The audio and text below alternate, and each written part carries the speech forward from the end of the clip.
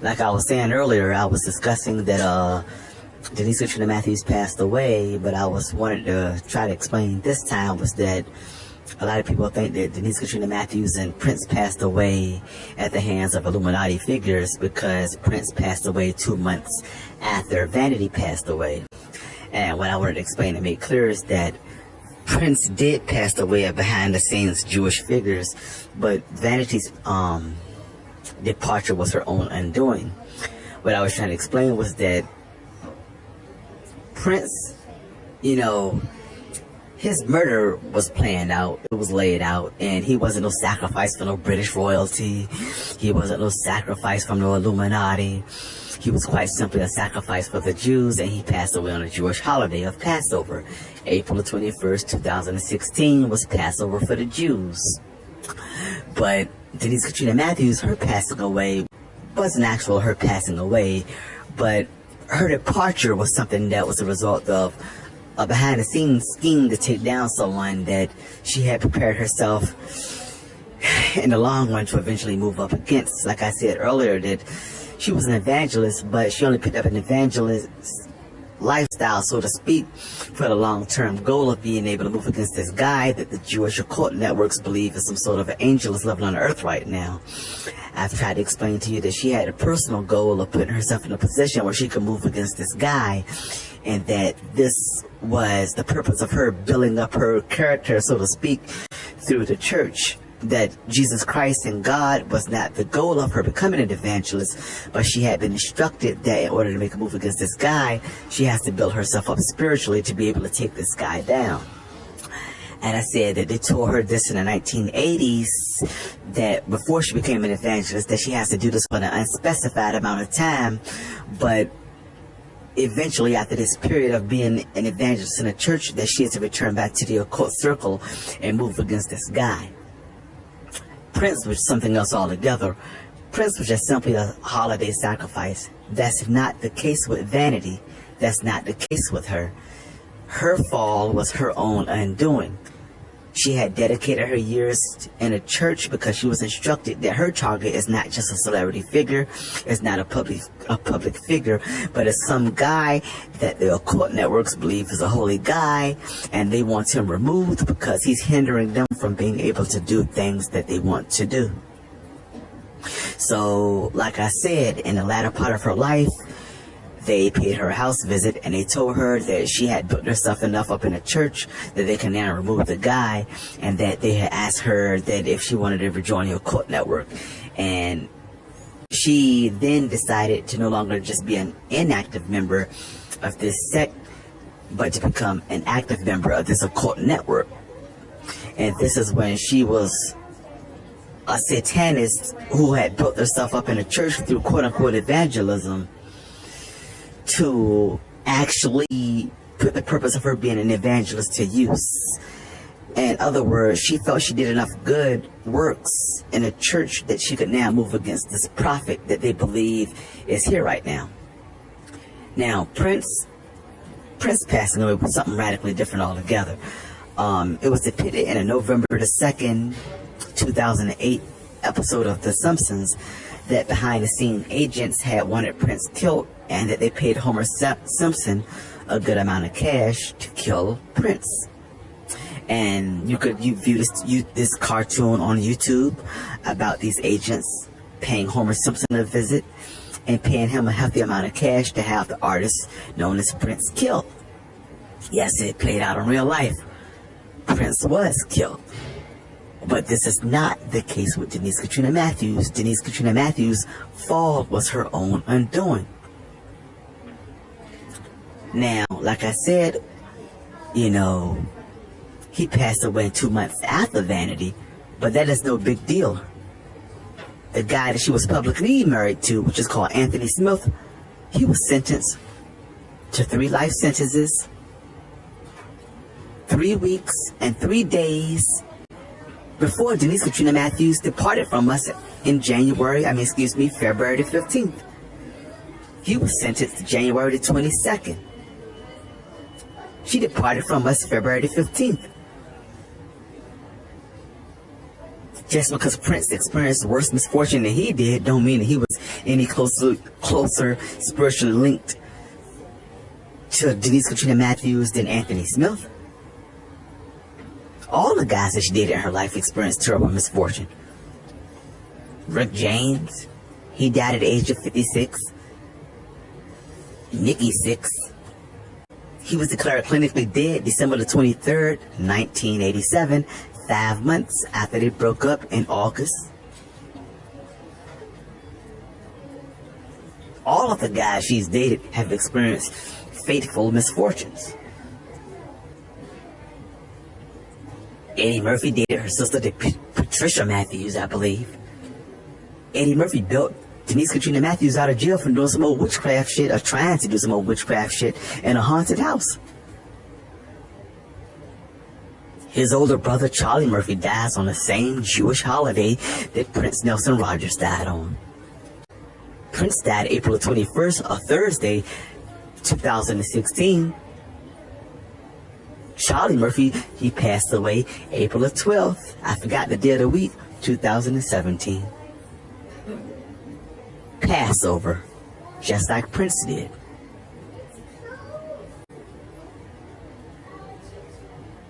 So all the guys that dated Denise experienced direct misfortune. Well, Eddie Murphy, he dated Denise Katrina Matthews' sister, and in turn, his brother dies. So like I said, there's a lot of dark energy around this girl. She's not a victim of others' misdealings, but she's the victim of her own dark planning. You guys don't know the inner workings of her life, but it's there if you want to learn. Now, you know, like I said, even the guys in The Last Dragon, they died untimely deaths. I think the guy called Julius Caring, I forgot his name, he played a show enough, he died at the age of 56 years old. The guy that played is Bruce Leroy, or Leroy Green's younger brother. He died from gunshot wounds. And I told you in other videos the purpose of The Last Dragon. I've explained the numbers behind it. I've explained the secret dealings in Denise Katrina Matthews' life. I explained that the path of her becoming an evangelist. I said that she always was a satanist. I said that she knows what you don't know. And in her private life, she took a path to target someone. And in taking on this path and taking on this opposition against this individual, she lost her life.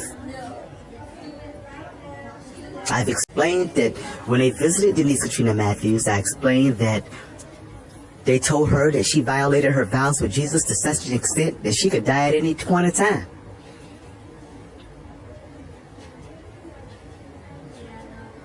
She had been apparently faithful from 1994 to about 2005, but then eventually, shortly after 2005, around 2007, she started to accept money from Hollywood. The people that visited her, those evil Jewish-ass guys, she's Jewish. Remember, she's Jewish by her mother. Anytime your mother's Jewish, culturally, you're considered Jewish. Those evil Jewish guys paid a house visit to Denise Katrina Matthews, and they told her, you have not kept your vows with Jesus, and you have been living on borrowed time. You could die at any point of time. But we have an offer. If you assist us with removing that guy, you'll have a new lease on life, and you'll gain metaphysical abilities. This guy is considered an angel. If you help us move against him, and in this offer, you will gain a new lease on life with new terms and conditions, and you'll gain metaphysical abilities. In Denise Katrina Matthews' private life, she sided with them in full violation against her vows with Jesus Christ, so that this entity that they're going to sacrifice this guy to could grant her a new lease on life. During this period, she's publicly serving Jesus, so to speak, but she's privately dealing with some damn Jews and some witchcraft shit. She continues on this path, not knowing that though she's violated her vows with Jesus, the guy that she's privately married to since the year 1985 is keeping her alive. So though she believes some of the stuff they say, if you sacrifice this guy, you will have a new lease on life, she's turned against Jesus full circle. Full circle. To go back to where she started to, in evil and darkness, before she met Jesus. Now this guy's marriage keeps her alive despite her violations in Jesus Christ, against Jesus Christ.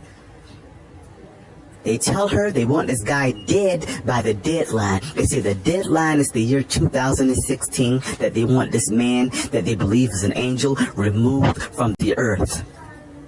They tell Denise Katrina Matthews this, and she works with them in a desperate but vain attempt to sacrifice a damn angel that's supposed to be living on earth to a damn devil.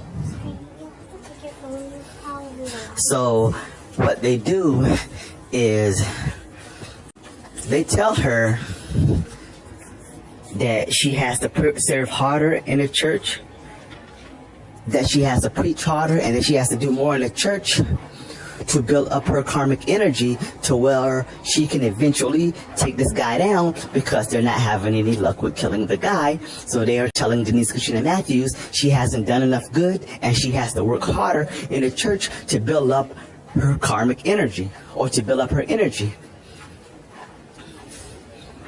So though she's supposed to be apostolic, she's advising people to join Pentecostal churches, and though she was raised Protestant, she's preaching an apostolic image. So she's just doing anything and everything because these people are telling her you have to do more in the church to be able to sacrifice an angel. So she's desperately and vainly working with these people to make this sacrifice. So she continues throughout 2:16 as a fool, trying to sacrifice somebody that's keeping her alive, because she wants to gain magical abilities, not knowing that the lies that they tell her are working against her. So what Denise Katrina Matthews does is, by the year 2016 come, they tell her the deadline is here, and they have not made any success in sacrificing this guy, so they ritualistically prepare to separate her from the guy by the numbers that I've explained in the other videos. Now, 2016 is the deadline. They have not killed the guy, and she's in spiritual violation of a guy that has been keeping her alive, though she's been working witchcraft against that very guy. Remember, they told her that you've not kept your vows with Jesus, and you're supposed to be dead, so she's trying to sacrifice this very guy to get a new lease on life. Not knowing that though she's broke her vows with Jesus, her marriage to this sacred individual keeps her alive. This foolish woman, because she's been in spiritual violation against this guy unto the deadline, she has to ritualistically be separated from the guy. So in the months of January, they try to separate her, and they begin a process where they ritualistically separate her from this guy. She has not kept her vows with Jesus, so at this point, the things that they say are true. She does not have a right to live because she's broken her vows with Jesus. Now the guy that she's been trying to kill from 2014 to 2016, she's been in spiritual violation against him, though he's keeping her alive, despite her breaking her vows with Jesus. But because she's committed a spiritual crime against him, she has to be separated against him now. So now she doesn't have Jesus, and the guy she's trying to sacrifice, she doesn't have him. Now she has to die. So what do they do? What do they do? In the end of January 2016, they told her that she might be able to stay here. She's being ritualistically separated from the guy because she's in spiritual violation against him, and she has not in any way kept her vows with Jesus, so she's destined to leave. She has to die, or she has to go with them, but she can no longer remain in this world, so they tell her to hold on. And what in turn they try to do is they try to sacrifice DMX. When DMX survives the occult sacrifice, they tell her that she has to go. She has no more life energy to remain in this world. She has not kept her vows with Jesus.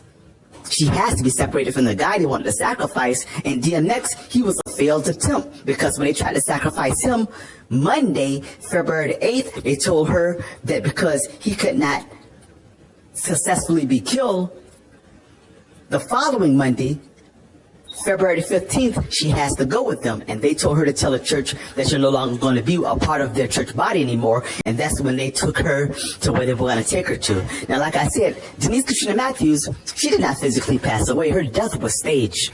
Around the end of 2015, she was selling her things, but they told her that they were going to take her to a place, and from this location, she'll find spiritual healing. They told her that she'll find healing by finding out who she is in life and who she is in the universe. And they're going to take her to this location, and she'll get healing at this location. Now, I've explained that in her mind, she thinks she's going to a place like a spiritual boot camp, some sort of a spiritual boot camp. She thinks she's going to go to a place where Left Eye, Lisa Lopez, used to go to for spiritual cleansing. This is what Denise Katrina Matthews thinks that she's going to. So they tell her this around the end of 2015, and they remind her of this early 2016 as they're preparing to separate her from this guy that they're trying to kill. And I say upon her separation, her 3-stage violation, where she had not kept her vows to Jesus, she was in spiritual violation against the target, she had to be separated from life, and in their failure on the third part to sacrifice DMX, she had to be separated from life, because he was the alternative to the first 2 violations, the Jesus Christ and the marriage violations. The third violation was trying to sacrifice DMX, but DMX survived. After the third one, they told her, you have to come with us. And that's when they staged her death at the hospital. And they took her to her location, of which they told Denise Katrina Matthews she's going to get healing at. And that's when they did the bogus paperwork at the hospital. And they shuffled her out the hospital, and they hurried up and took her to her new location. But this location wasn't like where Denise Katrina Matthews thought she was going to. They took her to like a place which is like an eerie building. And in this building, you have sub-level compartments to it, like underground floors.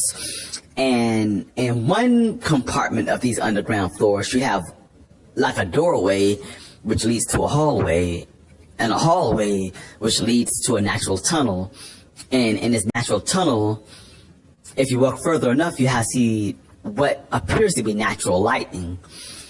But at this point, it's called the point of no return, where when you enter here, it's not like entering a door where you could just walk out of the door.